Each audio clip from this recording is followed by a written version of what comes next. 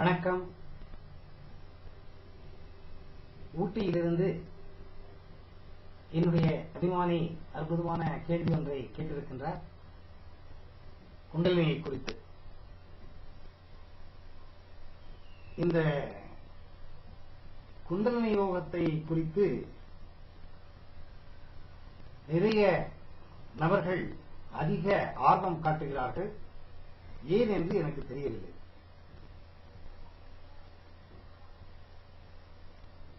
ஆனா இந்த கேள்வியை கேட்கிறவங்க எல்லாருமே ஆரம்ப நிலையில இருக்கிறவங்க. அதாவது ராஜயோக சாதனைகளை ஒரு அளவுக்கு பயின்று கற்றுக்கொண்டு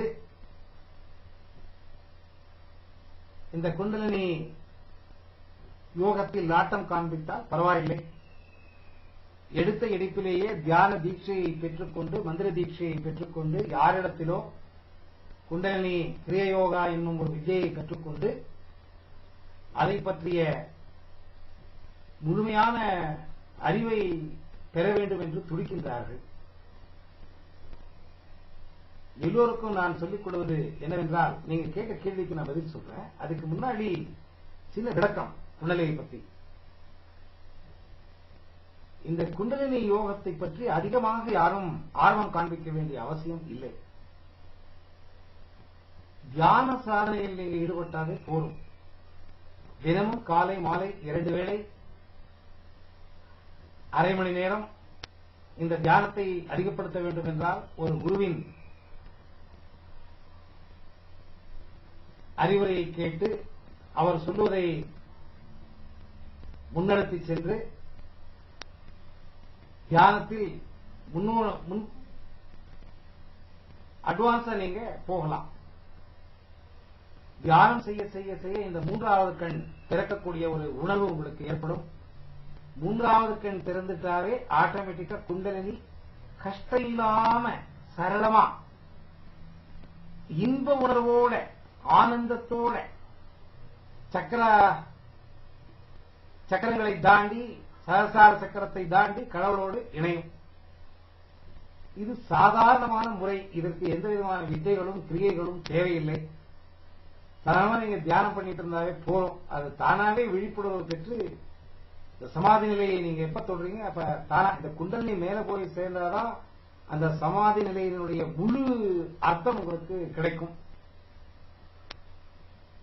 6 வகை சமாதிகள் இருக்கு. நீங்க உன்னதமற்ற சமாதி அடையும் பொழுது இந்த குண்டலினி தானாவே எந்திரிச்சு போய் டிவினிட்டியோட சேர்ந்துடும். அதனால இதுக்காக நீங்க பிரயத்தனம் பண்ண வேண்டிய தேவையில்லை. நீங்க எல்லாருமே ரொம்ப அவசரப்படுறீங்கன்னு நான் நினைக்கிறேன்.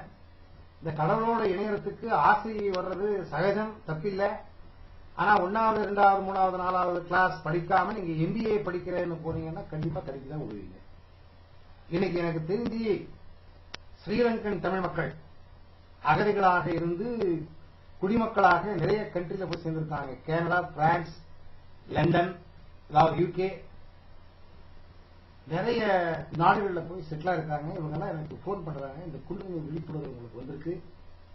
எந்த விதமான குரு இல்லாம சும்மா ஆடியோவையும் வீடியோவும் புத்தகத்தையும் பார்த்து படிச்சு விஷயங்களை தெரிஞ்சுக்கிட்டு இன்டர்நெட்ல இருக்கிற PDF ஃபைல்ஸ் எல்லாம் பார்த்து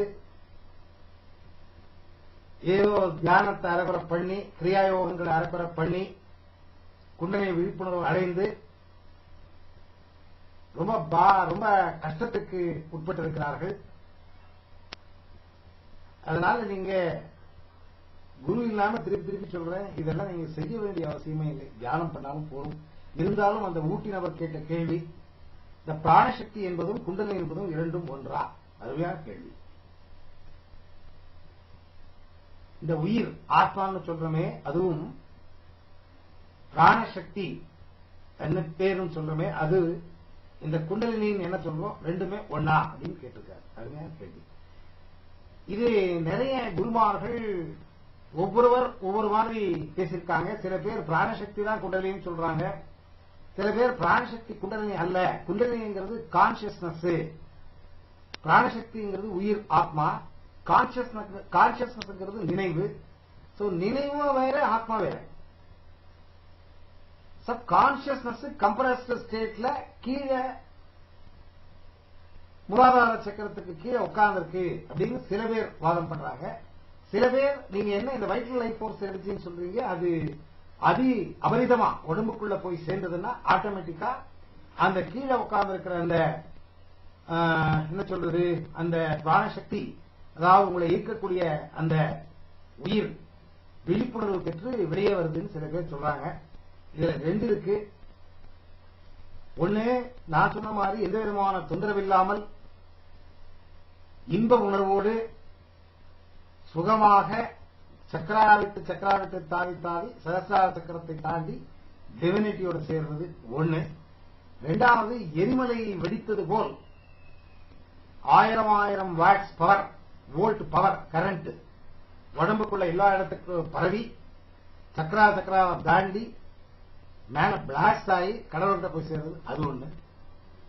இது எது இதுல இது ஒண்ணு கான்சியஸ்னஸா இல்லைன்னா பிராணசக்தியினுடைய கம்ப்ரஸ்ட் ஸ்டேட்டா அப்படிங்கிறது கான்ட்ரோவர்சி இருக்கு. அதெல்லாம் நமக்கு தேவையில்லை. மொத்தத்துல உணர்வு இன்ப உணர்வா கஷ்டம் இல்லாம எளிமையா எடுத்துட்டு போறதுதான் புத்திசாலித்தனம். ஃபாஸ்ட் எக்ஸ்பிரஸ்ல போறது ரொம்ப ரிஸ்க். பிளைட் போயிட்டு இருக்கு, என்னைக்கு வேணாலும் என்ன வேணாலும் ஆகும். அதே நீங்க ட்ரெயின்லயோ இல்ல ஃபாஸ்ட் ட்ரெயின்லயோ புல்லட் ட்ரெயின்லயோ போனீங்கன்னா பிளைட்ல போறத விட ரிஸ்க் கம்மி. பேசஞ்சர் ட்ரெயின்ல போனீங்கன்னா அதை விட இன்னும் ரிஸ்க் கம்மி. நடந்து போனீங்கன்னா இன்னும் ரிஸ்க் கம்மி. அதனால ரிஸ்க் கம்மியா இருக்கிறது எடுத்துக்கிட்டு பண்றதுதான் புத்திசாலித்தனம் நான் நினைக்கிறேன். வீட்டுல சமைக்கிற சாப்பாடை விட்டுட்டு ஃபாஸ்ட் ஃபுட் கிடைக்குதுன்னு நிறைய இடத்துல போய் அர்ஜென்டா சாப்பிட்டு வர்றது முட்டாள்தனம், உடம்பு கெட்டு போயிடும். அதே மாதிரிதான் இந்த கிரியா யோகங்கள் அப்படின்னு சொல்லி அது இது யாரோ என்னென்னோ கத்துக் கொடுக்குறாங்க. இந்த குண்டலினியை பத்தி ஒரு தடவை கத்துக் கொடுத்து போயிட்டாங்கன்னா திருப்பி உங்க உதவிக்கு அவங்க வரமாட்டாங்க. நீங்க போன் பண்ணீங்கன்னா போனை கூட எடுக்க மாட்டாங்க. அதனால நீங்க சாதாரணமான தியானத்தை தினக்கும் பிராக்டிஸ் பண்ணிட்டு வந்தாலே அந்த நிர்விகல்ப சமாதி, அசம்பிரஜாத சமாதி, நிர்விகல்ப சமாதி, இந்த ரெண்டு நிலை எந்த நிலையை அடைந்தாலும் இந்த குண்டலினி விழிப்புணர்வு பெற்று தானாகவே ஒவ்வொரு சக்கரமா இன்ப உணர்வோட கஷ்டம் இல்லாம தொந்தரவு இல்லாம கடவுளோட ஐக்கியமாகும். இந்த மாதிரி குண்டலினி சக்தியை விழிப்புணர்வு செய்து கடவுளோட இணைத்தவங்க நிறைய பேர் அட்ரஸ் தெரியாம உட்கார்ந்துருக்காங்க. பப்ளிசிட்டி இல்ல அவங்களுக்கு. இந்த சித்தர்கள் இருந்தாங்களா அந்த மாதிரி யாருக்குமே தெரியாது, எங்கெங்கயோ இருப்பாங்க, நிறைய பேர் இருக்காங்க இன்னும் இந்தியாவில். அதனால சும்மா நீங்க அதாவது இந்த குண்டலினி பற்றி அறிவை பெறுவது தப்பில்லை, குண்டலினா என்னன்னு தெரிஞ்சுக்கிறத பத்தி தப்பில்லை. அதனால நிறைய புத்தகத்தை படிக்கலாம். இந்த மாதிரி என் மாதிரி தெரிஞ்சவங்கிட்ட வந்து நீங்க கேட்டு அறிவுரையை பெறலாம். ஆனா இதை வந்து நீங்க பிராக்டிஸ் பண்றது சரியில்லை நான் நினைக்கிறேன். நன்றி, வணக்கம்.